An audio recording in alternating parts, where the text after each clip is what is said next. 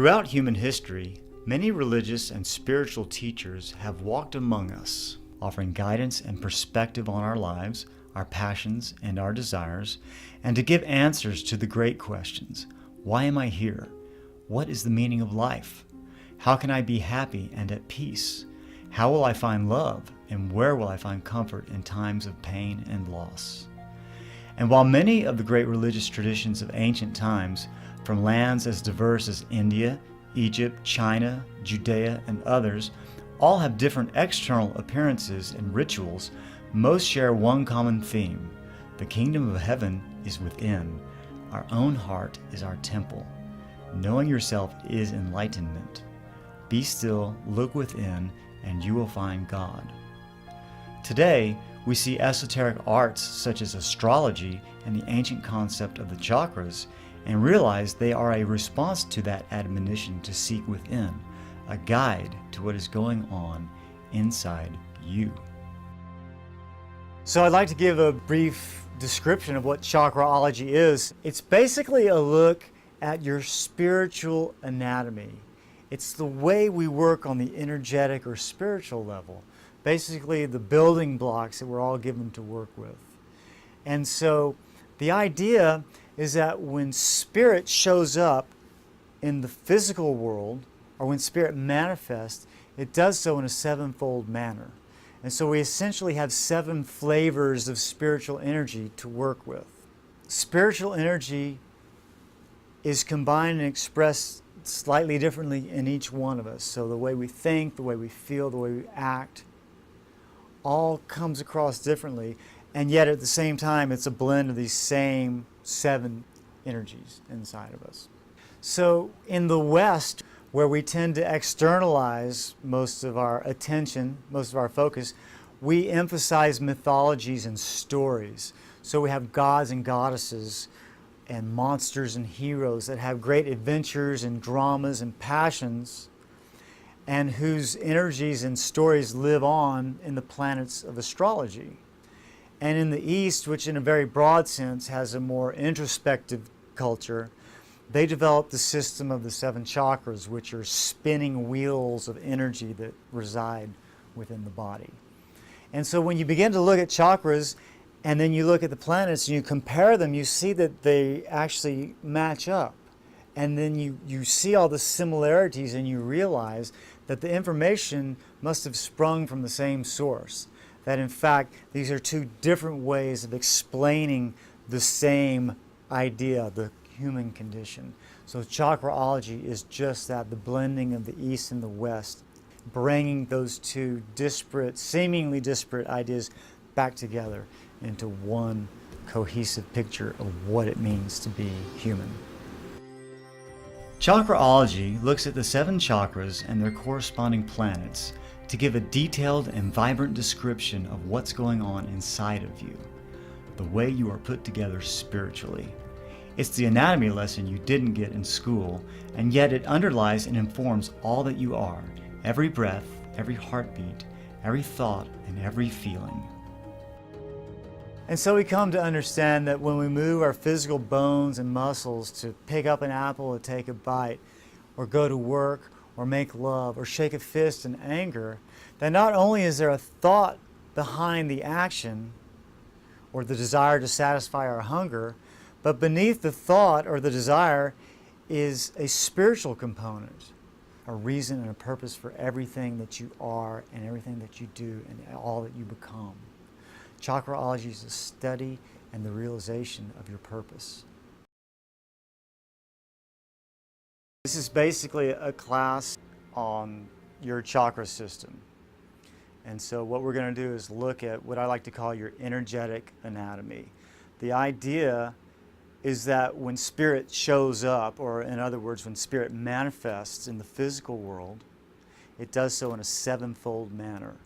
And so, like in the Bible, there were 7 days of creation, okay?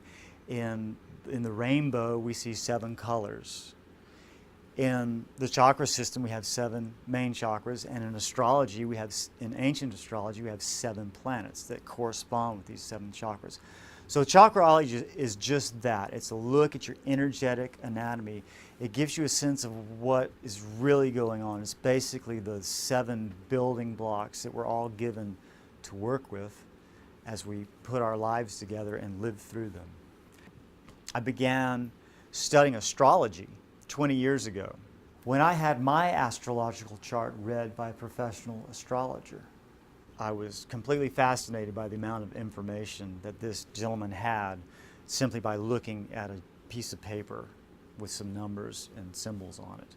And I was fascinated and I was curious, and I kept asking him question after question, week after week, and he finally got fed up with me and said, "Johnny, if you want to learn astrology, you have to just start doing charts yourself." So I did start doing it, and I kept doing it, I kept reading, and that's really the entree into the whole world of the esoteric. And so I started looking at stuff like tarot and numerology, which, you know, I'd heard a little bit about, but I began to see all these symbols being portrayed in the tarot, which were also in the astrology, and I found that very curious. And then just a few years ago, I was surfing the internet, and someone on there was talking about how this note on the piano corresponded with this chakra. And people had always asked me before about the planets and the chakras. They would want to know which planets do I think correspond with which chakras, and it was always confusing because in modern astrology we have 10 planets and then there's 7 chakras, and it never added up, so to speak. And but when I saw this video online, this woman talked about the 7 white notes on the piano for every octave. It's like, oh, that's really interesting, 7 notes. And then she said, and of course there are 7 complete octaves on the piano. It's like, there's another 7. And then your mind starts rolling and you realize there's 7 colors of the rainbow that you've seen corresponding with the 7 chakras. Someone pointed out to me not long ago there were 7 continents on the planet Earth. Another amazing coincidence, we might think. And the more you look, the more you see 7s are everywhere in the ancient world. And it dawned on me, in ancient astrology, there are 7 planets. And even to this day, in modern Vedic or Indian astrology, they still only use those 7 planets. And at that moment, it's like, oh, now I can figure out what planet goes to which chakra. I wrote it down in the space of just a few minutes and realized that it started to draw a picture of why we're here and what we're really made of. The idea is that if you know what you're made of, you have a certain function that defines your purpose.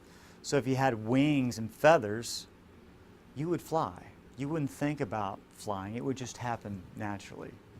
If you had gills and fins, you would be swimming underwater. You wouldn't even wonder why. You wouldn't even think about it. It's part of your purpose because that's how you function best. So we're looking at the chakras as the functional components of the human being.